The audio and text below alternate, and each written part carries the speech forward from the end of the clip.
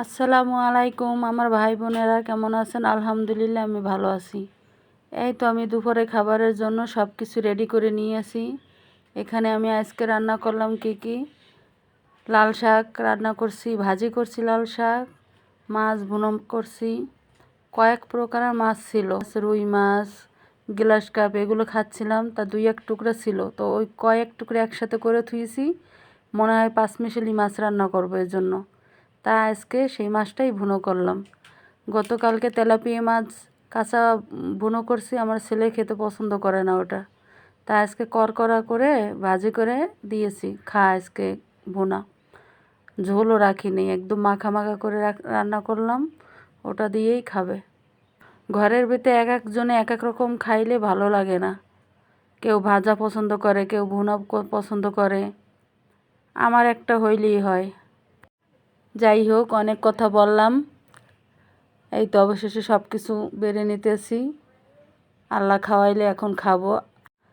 আজকে আমি অনেক কিছুই ভিডিও করছি, কিভাবে যেন ডিলিট হয়ে গেছে বুঝতে পারলাম না, কিভাবে যেন ডিলিট হয়ে গেছে সব বুঝতে পারি নাই, তাই বেশি কিছু দিতে পারলাম না, অল্প যা আছে ওটা দিয়েই দিলাম।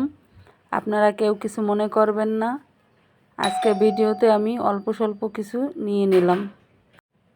এখানে আমি মশলাটা আগে গুছিয়ে নিয়েছিলাম, সেটাও আমার ডিলিট হয়ে গেছে, কি দিয়ে কি হয়েছে আজকে বুঝতে পারিনি, তাই মশলাটা ভালোভাবে কষাই নিছি।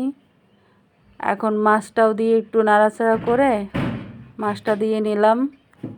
যেহেতু কয়েক প্রকারের মাছ, তাই সব কিছু একসাথে মিলিয়ে সব মাছ একসাথে একটু কষিয়ে নিলাম। এখন গরম পানি দিয়ে দিলাম। আজকে অন্য কিছুই দেখাবো না, আজকে শুধু মাছের রান্নাটাই।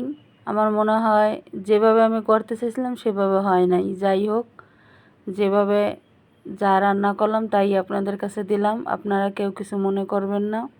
আমার ভিডিওটা কেমন লাগে আপনাদের কাছে আপনারা আমাকে বলবেন, আপনাদের উৎসাহতে আমি একটু সাহস পাই। আপনারা কমেন্টে ভালো মন্দ সবই জানাবেন। আমার অনেক বোনেরা কত সুন্দরভাবে ভিডিও করে, দেখে আমি অবাক হয়ে যাই। আমিও চাই ওরকম আমারও কিছুভাবে সুন্দরভাবে কথা বলি। আমি হয়তো বলতে পারি না, তারপরও চেষ্টা করি। আপনারা সবাই একটু আমাকে বুঝে নেবেন।